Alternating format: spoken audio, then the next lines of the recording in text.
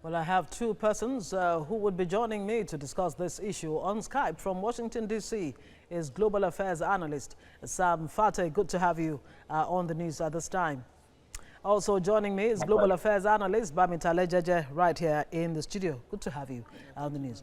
Let me begin with Sam Phatey out there on Skype. Now, this discovery of missiles in Libya, French missiles for that matter, seem to lend credence to the fact that there are external forces that are fueling the crisis in Libya. What do you think about France's defense that it was not meant for any group?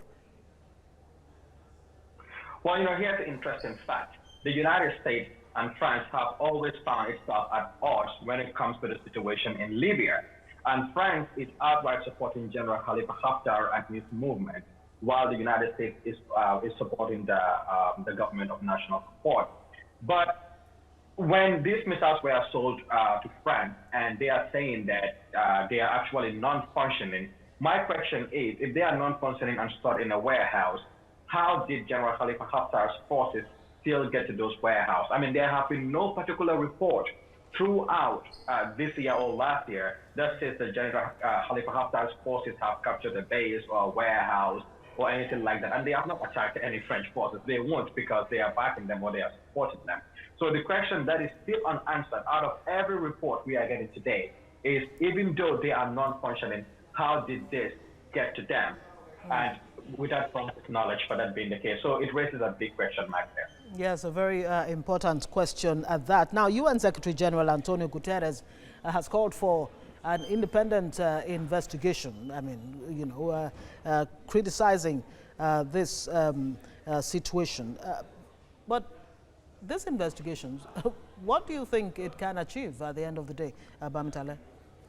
Well, if you look at the Libyan conflict, it is multidimensional. A lot of interests are there. Even the members of the United Nations that are meant to be on the side of the UN-backed government are busy supporting Khalifa Haftar. Like France is a member of the UN, and France is a superpower, is a big power in the UN. So when they talk about investigation, what perhaps we expect is a kind of a kind of investigation that will not result into a solution. So what the UN should be looking at is how to bring about the forces that are responsible for this conflict, that of Khalifa Haftar, Libyan National Army, and then the government of National Accord led by Sarraj. So bringing them together, finding the solution on how they can resolve their differences is what the UN should be looking at. Okay, Sam Phatey, do you think bringing all these warring factions together can actually chart a way forward? Well, bringing them together is one thing, but when we bring them together, when they are brought together, what do they seek to achieve here? What do they seek to gain? Now, you need to understand, there are multiple dimensional interests here when it comes to this war. You have the U.S. looking for its interest, you have France looking for its interest, and you have other partners throughout this conflict looking for their own interest. And this simply means that we have to go back and look at the Obama-era policy. There has been no post-Gaddafi era policy by the Obama government, which is a key factor in this war. And the current administration that we have here in the United States, which is Trump, it's not developing any policy either when it comes to what is going to happen if these fractions are brought together. We must remember the issue of, let's say, coalition governments, for example, which Khalifa Haftar is not looking for. But let's say if that is the step that they are going to take and they are going to have power sharing agreement, there has been precedent showing that they never hold together. South Sudan, for example, is a good example of that. How many times did they try bringing them together? So it means that these factors would have to genuinely put aside their own individual national interest and put that of the people of Libya first. Bamitale, I see you agreeing with him there. And this has been described as a war crime. I mean, and this is coming from the UN human rights chief, that this really should be treated as a human rights crime. But let me ask you, is there a need to review the EU's agreement with the militia, holding where they actually hold migrants in Libya so that they don't cross to Europe? I think the interest of the EU is premised on the fact that they don't want migrants to cross over to Europe. and they see Khalifa Haftar as the strong man that can ensure that that does not happen.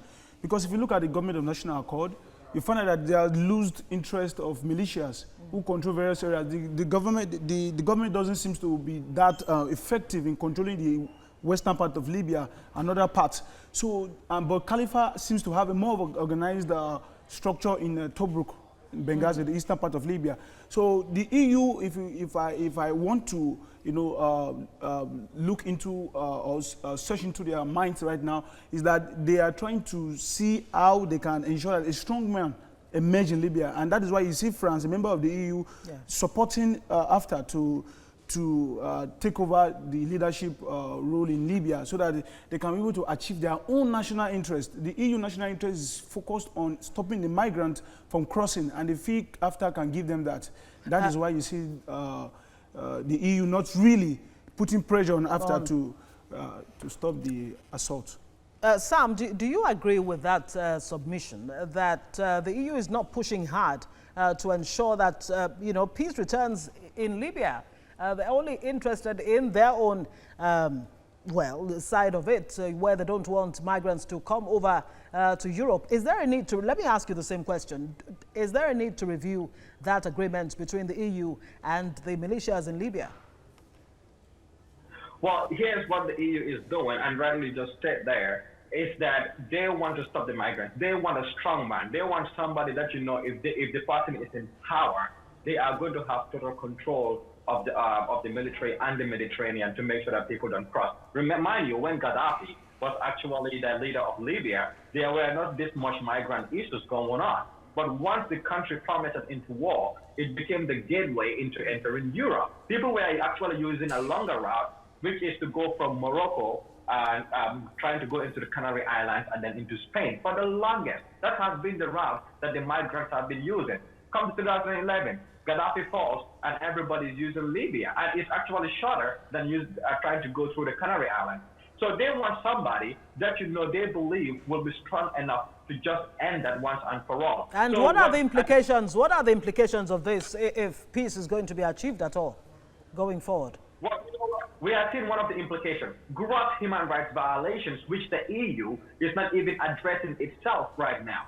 And if we need to have peace moving forward, they need to forget about their own individual national interests. They need to focus on the interests of the Libyan people. If the Libyan people have a proper government in place, a government that would uphold democracy and foster unity and bring the different factions together, then we can start rebuilding Libya. If they can rebuild Libya and put it on the path towards great economic progress, I believe a lot of these issues can then be addressed after that. But right now, if they're going to continue on this path, it will just be a perpetual cycle.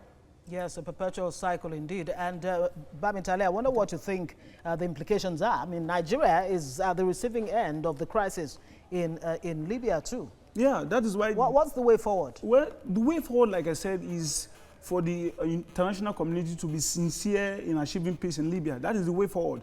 The actors, the various actors, the state actors, even in the Middle East, we have the UAE support Egypt and others supporting after why we have Qatar and others supporting the government of national accord. So there must be a sincere effort by the international community, by the US, by the EU, by the African Union. They all have to come together and play a role to ensure that Libya is peaceful. Like you said, the implication, look at Mali, look at the crisis in Mali, look at the crisis in Nigeria, look at the crisis in, even down to East Africa.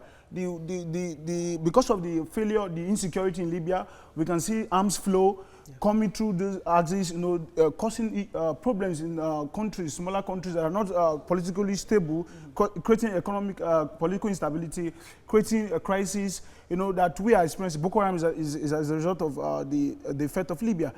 Al-Shabaab, continuous attack in Somalia, as a result of Libya also. We can trace even the Mali crisis.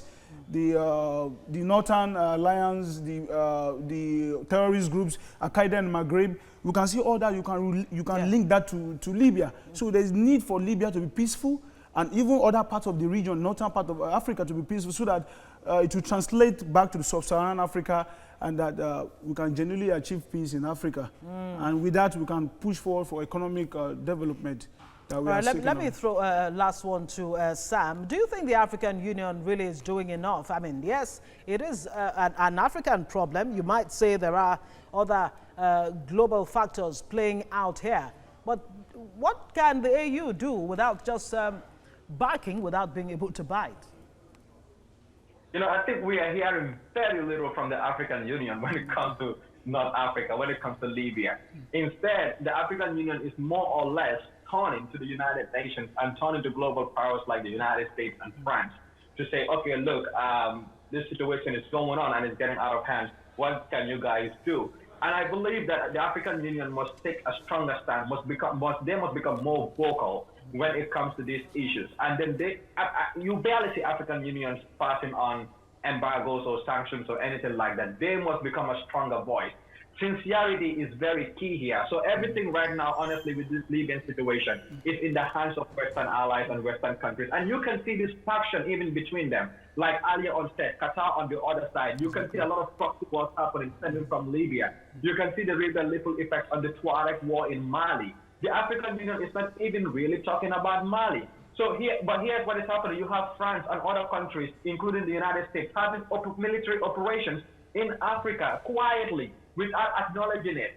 If those U.S. soldiers were not killed in Niger, nobody would have known at that point in time that U.S. had already conducted 36 major operations within that region. France is operating in Mali with the whole Tuareg situation. And for a long time, they've been operating in Libya. That is not coming to light until with these Javelin missiles coming up. So the African Union must become more vocal and must stand out and take a lead when it comes to such issues in our continent. Gentlemen, thank you so much. Sam Phatey, Global Affairs Analyst, and Bami Talejeje right here with me in the studio, African Affairs Analyst. Let's hope that independent investigation can come up with something tangible. Thank you both, gentlemen.